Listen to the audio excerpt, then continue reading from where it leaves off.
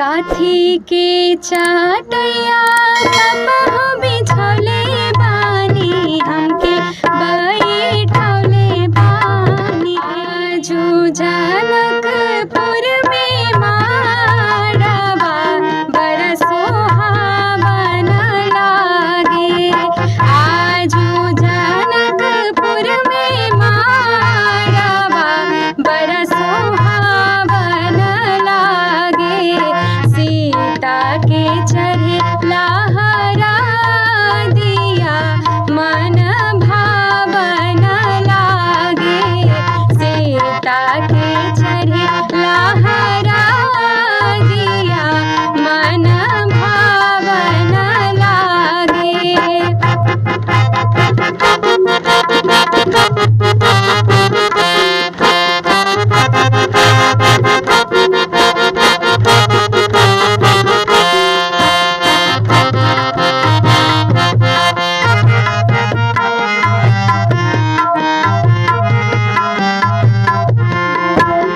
हरे हरे बसवा के मरवा छवनी बाबा। हरे हरे बसवा के मरवा छवनी बाबा। सीता के चढ़े लहरा दिया मन भावन लागे। सीता के चढ़े लहरा दिया मन भावन लागे। आजू जनकपुर में माड़वा बड़ा सोहावन लागे। आजू जनकपुर में माड़वा शुभ सोहावन लागे। नई झुलनी के छैया बलम दोपहरिया बिताइला हो। नई झुलनी के छैया बलम दोपहरिया बिताइला हो। आव बिताल दोपहरिया बिताला। आव बिताल दोपहरिया बिताला। नई झुलनी के छैया बलम दोपहरिया बिताइला हो। नई झुलनी के छैया बलम दोपहरिया बिताइला हो।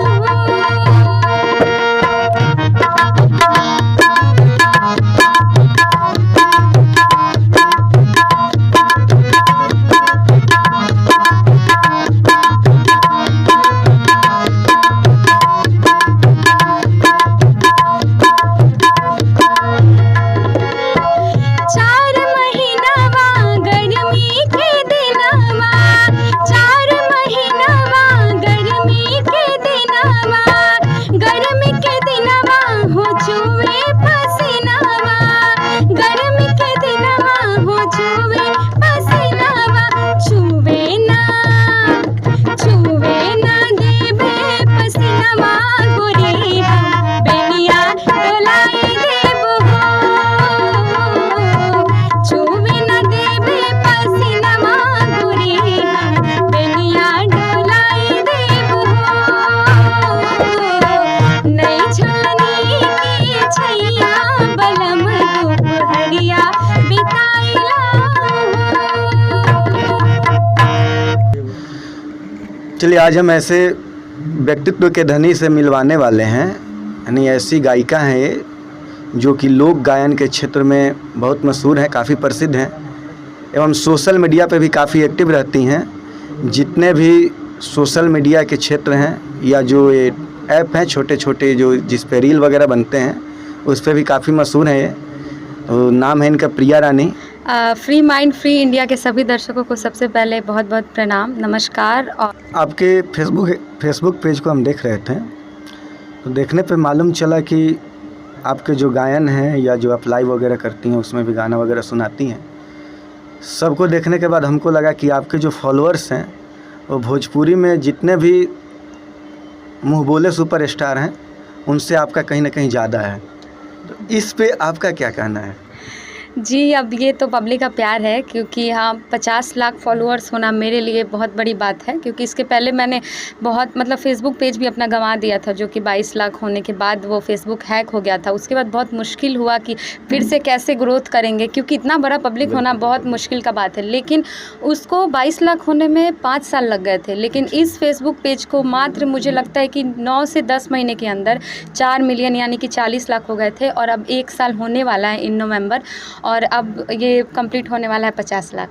चलिए, इसके लिए तो बहुत बहुत बधाई आपको, और आगे शुभकामना भी रहेगा कि काफ़ी आप एक्टिव रहें। भारत के सारी भाषाओं में, हालांकि सारी भाषाएं अच्छी हैं, पर उसमें आप भोजपुरी को कहाँ देखती हैं? अभी तो भोजपुरी 8वीं अनुसूची में भी नहीं है, लेकिन होगा कैसे, क्योंकि अश्लीलता इतनी है। मुझे लगता है देखिए, भोजपुरी बहुत बहुत अच्छी भाषा है, क्योंकि हम लोग मैंने भोजपुरी को स्टेट लेवल पे भी रिप्रेजेंट किया है, मुझे गवर्नर से भी प्राइज़ मिला है। तो आखिर अश्लील गा के तो मुझे बिल्कुल नहीं मिला होगा प्राइज़, ये तो बिल्कुल सही बात है। तो अच्छे गाने क्यों ना हम प्रमोट करें, जितने भी भोजपुरी में अच्छे, लाइक भिखारी ठाकुर के गाने हैं, कल्पना जी के अच्छे-अच्छे झूमर हैं। सबसे बड़ी तो हमारी भोजपुरी की जो लता जी हैं, जिनको हम लोग शारदा सिन्हा जी बोलते हैं, तो शारदा सिन्हा जी के गाने आप सुनिए। उनके गाने को, अगर आपको गाना ही गाना है तो उनके गाने को रीमेक करिए, उनके जैसा गाना गाइए, कि आने वाले पीढ़ी में आपको लगता है कि अभी के पीढ़ी में कोई शारदा सिन्हा बन सकता है? कोई बनना ही नहीं चाहता है कोई, क्योंकि सब लोग कमाने के चक्कर में, कि हमको पैसा कमाना है, हमको अच्छी चीज़ें नहीं दिखाना है। तो मैं बस यही कहूँगी कि भोजपुरी बहुत अच्छी भाषा है, इसमें गंदगी मत फैलाइए आप लोग। अच्छा, ये आपने एक बात बोली कि 8वीं अनुसूची में नहीं है, लेकिन लगभग 20 करोड़ से 40 करोड़ लोग भोजपुरी भाषा को बोलते हैं, जानते हैं, समझते हैं, सुनते हैं। तो उन लोगों का एक आशा है, होप है कि कहीं ना कहीं भोजपुरी 8वीं अनुसूची में शामिल हो। अगर शामिल हो जाता है तो क्या लाभ होगा आपके अनुसार? देखिए, एक तो सबसे पहला ये हमारे लिए बहुत गौरव का क्षण होगा, क्योंकि बहुत कम ही भाषा ऐसे हैं जिनको 8वीं अनुसूची में दर्जा मिलता है, स्थान मिलता है। तो मैं तो चाहूँगी कि भोजपुरी को मिले, लेकिन सिर्फ मेरे चाहने से तो ये पॉसिबल नहीं है, क्योंकि हम लोग क्या हैं, हम लोग अभी बहुत मतलब कि आम कलाकार हैं एक तरह से देखिए तो। ना तो हम सुपरस्टार हैं, हमारा जो भी है वो सोशल मीडिया प्लेटफॉर्म है, लेकिन जो सुपरस्टार हैं, जो बड़े बड़े सिंगर्स हैं, जिनका नाम है, जिनको all over India, all over world में लोग जानते हैं, भोजपुरी के सुपरस्टार, तो मेरा उनसे रिक्वेस्ट रहेगा कि ये आप लोग चाहे तो कर सकते हैं। तो आप लोग एक साथ मिल के इस पे आवाज़ उठाइए, और बिल्कुल कोशिश करिए कि भोजपुरी हमारी 8वीं अनुसूची में शामिल हो जाए। भोजपुरी के कलाकार पॉलिटिक्स में बहुत एक्टिव हैं और अच्छे अच्छे पदों पे हैं, तो क्या उन लोगों को नहीं करना चाहिए प्रमोट भोजपुरी को आगे सरकार के सामने? नहीं, बिल्कुल करना चाहिए, और मुझे लगता है कि करते भी हैं। मनोज तिवारी जी को देख लीजिए, रवि किशन जी को देख लीजिए, दिनेश लाल यादव जी को देख लीजिए। तो मैं वही कह रही थी कि जितने भी भोजपुरी के सुपरस्टार हैं, जिनको वो पोजीशन मिल गया है जहाँ वो आवाज़ उठाएंगे तो उनको उस चीज़ का रिज़ल्ट भी मिल सकता है। तो आप लोगों से रिक्वेस्ट है मेरा, जो भी लोग हैं उनसे रिक्वेस्ट है कि अगर आप पॉलिटिक्स में हैं तो ये पॉलिटिक्स का ही मुद्दा है, तो आप इसको उठाइए, क्योंकि भोजपुरी हम सभी का भाषा है। तो इसको 8वीं अनुसूची में बिल्कुल आप लोग शामिल करवाइए। रियल सुपरस्टार कौन है? मेरे हिसाब से रियल सुपरस्टार भोजपुरी में, हाँ, भोजपुरी में ही बता दीजिए।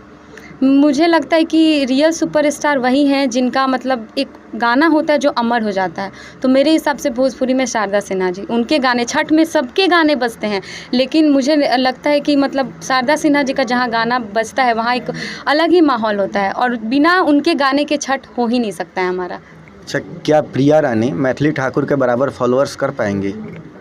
देखिए, मुझे किसी से कंपटीशन नहीं है। मैथिली ठाकुर नहीं, जी आपको नहीं है। बहुत अच्छी कलाकार हैं, और मैं चाहूँगी कि वो बहुत नाम करें, क्योंकि उनकी वजह से ही आज भोजपुरी को लोग देश दुनिया में जान रहे हैं। और वो हमारे, वही मैं कह रही थी कि शारदा सिन्हा अगर मतलब कि राह पे अगर आप चलें तो कैसे लोग कहते हैं कि अच्छे गाने गा के हिट नहीं होंगे। मैथिली ठाकुर को देख लीजिए आप, कितना अच्छा गाती हैं।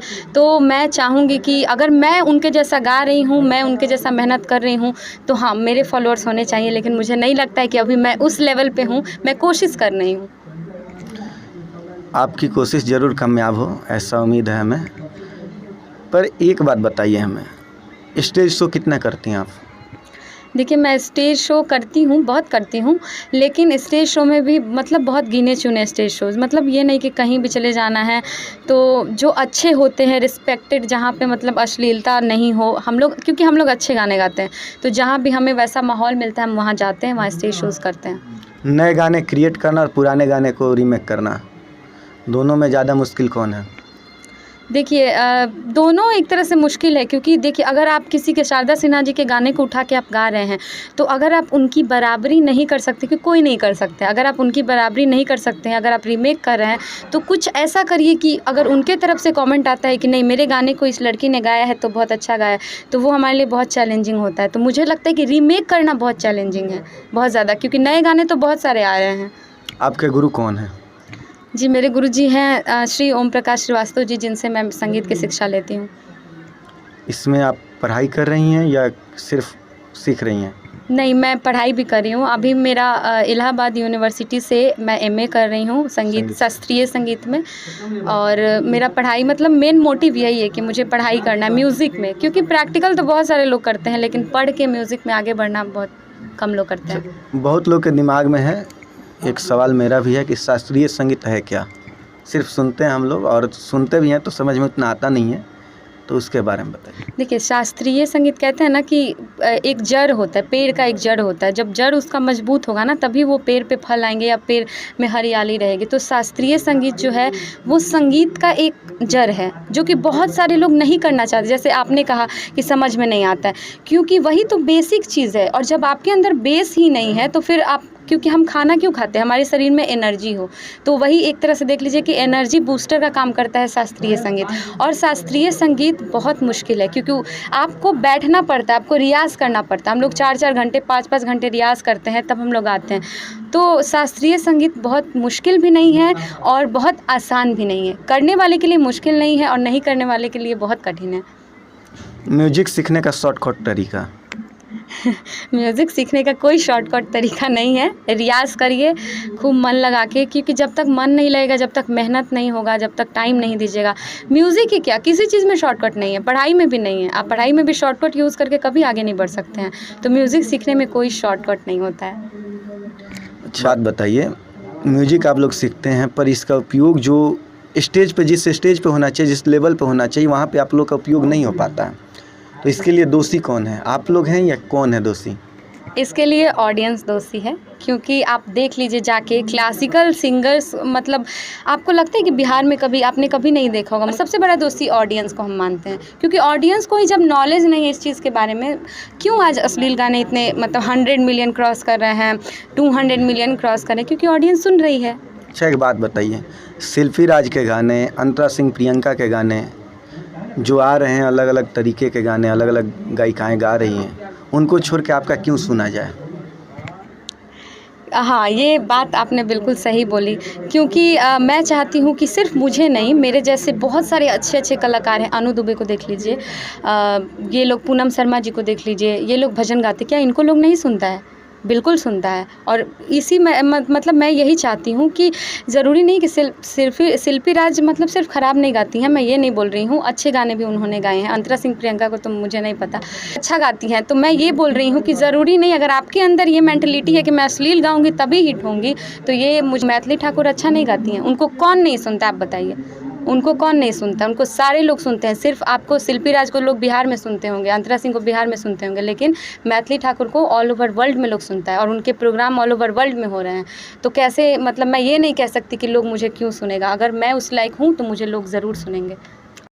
गाना सच में सुना दीजिए। आइए एक प्यारा सा बेटी का विदाई का गीत सुनाते हैं आप लोगों को। काठी के चाटैया पापा हो बिछौले बानी, हम